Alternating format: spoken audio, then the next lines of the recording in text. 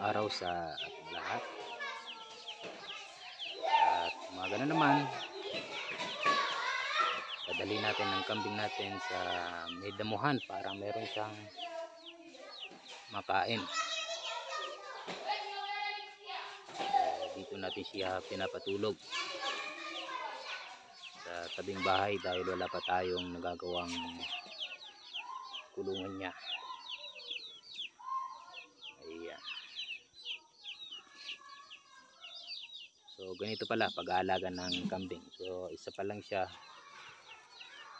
Paano mo kaya pag marami na? Inshallah dumami din ang alaga nating kambing.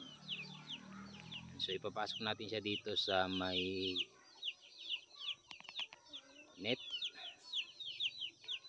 Pakakawalan natin siya sa loob para malaya siyang makapaghanap ng kanyang kakainin.